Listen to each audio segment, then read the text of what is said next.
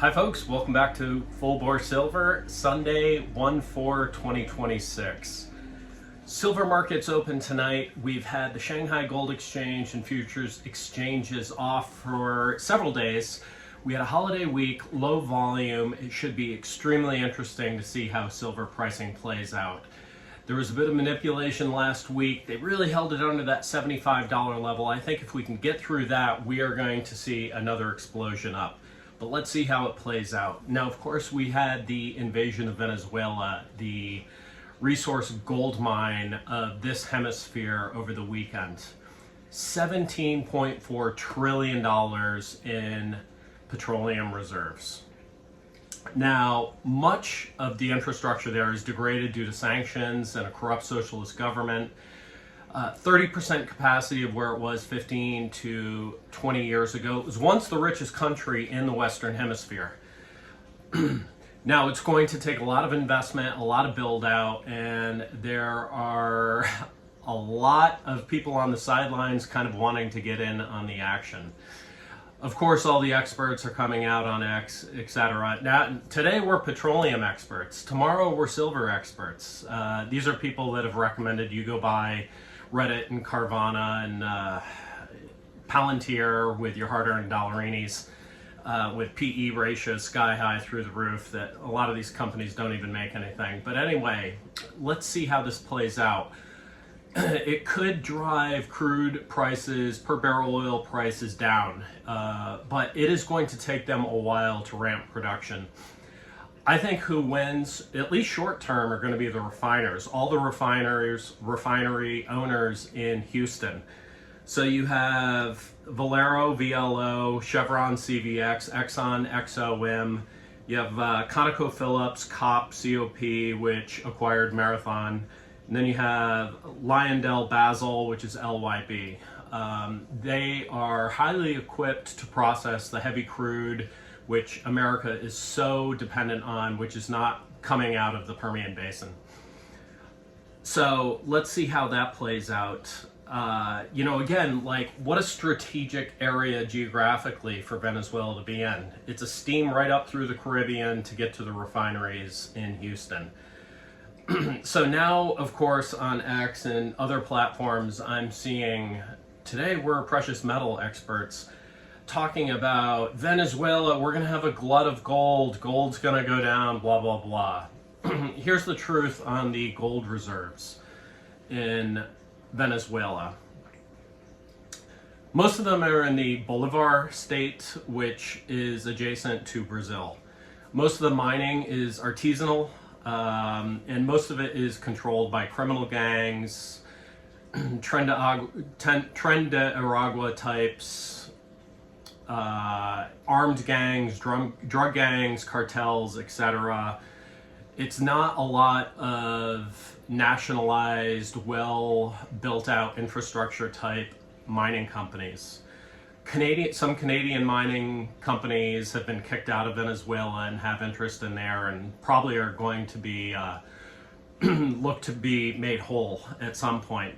But I think this could be a boon for American mining companies, the big boys, Newmont, Barrick, and then, of course, adjacent in Colombia, you have Eris, which is a Frank Giustra venture. He's one of the investors there.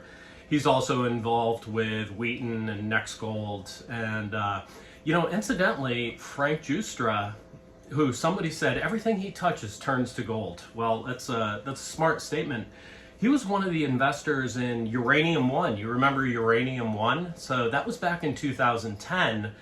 And at the time, Rosatom, the Russian company, which was basically a proxy of the Moscow government, wanted to acquire Uranium One, which was based US and Kazakhstan, and basically scoop up all their uranium, which now is a hot market and we need. Especially if there's going to be any nuclear build out here. China, it's a world market, commodity bull cycle, as we say. And Frank Giustra was one of the Uranium One investors who really pushed the powers at that time to okay the sale of uranium-1 to Moscow. Now, most elements of the State Department, CIA, etc. said, no, terrible idea, don't do it. But Hillary Clinton was basically the final vote that pushed it through the sale to Russia. And then wouldn't you know it, the Clinton Foundation received, I believe it was a $145 million donation after that uranium-1 sale went through. So, you know, Frank Justra, everything he touches turns to gold. So keep an eye on Eris, ticker is ARMN. And Newmont, Barrick, there is a lot of gold to be exploited, as well as all of these other rare earths and lithium and iron ore and bauxite for aluminum. But it's going to be a slow, steady ramp up. You know, equities really are traded on news a lot of times, and it's ridiculous. It's a lot of noise. But we could see some reaction tomorrow, so let's keep an eye on that. So interesting theories that I listened to last night. I was listening to Doug McGregor, I was listening to Capital Cosm, Scott Ritter. You know, they were saying, boy, how easy was it that Combat Applications Group, better known as Delta, was able to go into Caracas with 2 squads and grab this guy with 0 resistance, 0 casualties, anything like that. Like, boy, that was really easy, just to drop in there and fast rope onto the roof of the building, in and out. It's almost as if the super corrupt leaders in Venezuela read the writing on the walls, and the implication is this probably cost the CIA hundreds of millions of dollars in bribes to the second tier people in Venezuela. Hey, let us grab Maduro, and then we'll cut you guys a piece of the pie. Also, we have a Chinese delegation that's still in Caracas. Could there have been a backdoor deal with the Chinese or the Russians to allow this to happen? You know, it's sort of like, you know, when Syria was overtaken, Russia didn't put up much of a fight. It's almost like there was a little bit of a quid pro quo there. And who knows what kind of deal they made with China. All right, you give us Venezuela, we take the resources, the oil. Maybe we'll look the other way if, you know, you get aggressive with Taiwan. So some interesting theories out there. It seems a little bit too good to be true, and you have to be skeptical nowadays of what you hear. This was an interesting piece by Peter Clack. China makes 80% of the world's solar panels, 70 to 80% of all batteries, 65% of wind turbine, and 55% of global steel production. That is more than the next 15 countries combined. That's how far behind we are. It could have been the impetus for this most recent action. He goes on to say that China is commissioning 6 state-of-the-art coal plants at 50 to 80 gigawatts a year, per year 6, okay? It's the workshop of the world. Their output now is roughly equal to larger than the combination of US, Japan, Germany, South Korea. China's GDP manufacturing went from 6% in 2000 to 30% today. America's fell 25% to now 10 to 15%. Europe's collapsed, of course, from 25% to 14%. Abundant coal energy, no net zero cults, and a government that sees steel mills and gigafactories as strategic assets. It's the biggest transfer of wealth and power in human history. Okay? The global power handover happened without guns, fanfare, or treaties.